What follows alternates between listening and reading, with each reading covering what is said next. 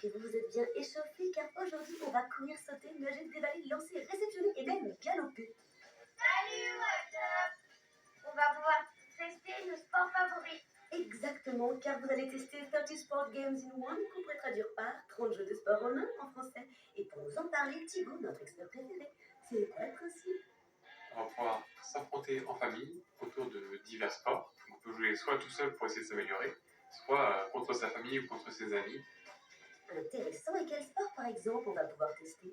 La course de haie, le javelot, des sports compétitifs comme le tennis, le football, mais également des sports un peu plus originaux. On va avoir de la course hippique, un jeu de baby-foot.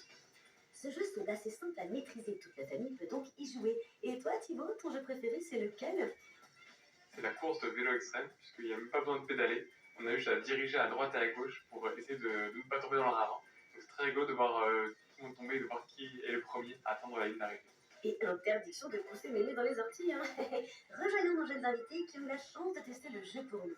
Alors, vous en avez pensé quoi? On était beaucoup inscrits. Et moi, j'ai bien aimé parce qu'il y avait du baseball, il y avait beaucoup de sports, c'était trop cool. Tant mieux. Est-ce que vous avez pu tester tous les sports et lequel t'a le plus plu, Dani? On n'a pas testé tous les sports, mais j'ai préféré la voiture parce que quand on allait très vite à des virages, la voiture s'envolait. Et qui a gagné au terme de cette grande compétition multisport alors? Non, moi d'abord. Moi, j'ai gagné dans le baseball parce que j'ai eu 5 home runs. Waouh, bravo! Un home run, c'est un super coup de batte quand un joueur frappe la balle loin, mais alors très très très loin hors du champ de jeu. En fait, au baseball, c'est pas pareil que dans la vraie vie. Les balles, elles bougent comme ça. Donc c'est un peu dur de savoir où elle va aller. Ça bouge beaucoup plus lentement aussi. Il a perdu à la moto. Andy, tu lâches rien, hein. On va dire que vous avez tous les deux gagné, ça vous va? Et pas de discussion, hein, parce qu'ici c'est moi l'arbitre. Allez, on passe à la note.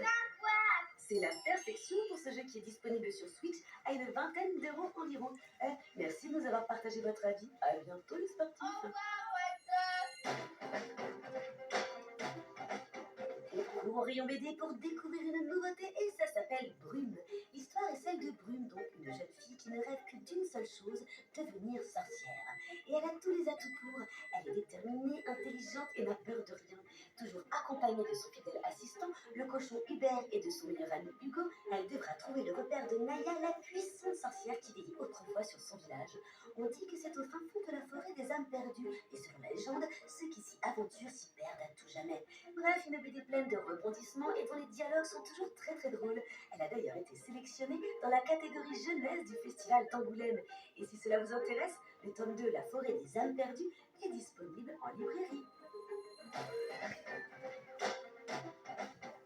On termine par une illustratrice qui aime tellement les chats qu'elle leur rend hommage dans ses illustrations adorables.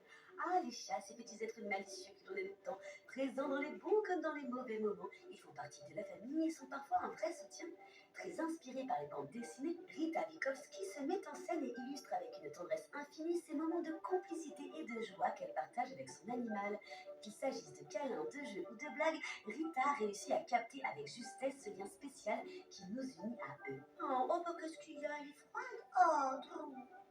Allez, on est déjà arrivé à la fin de l'émission. Il est temps de se dire au revoir. À très vite pour plus de tendances et d'infos insolites. Générique de fin.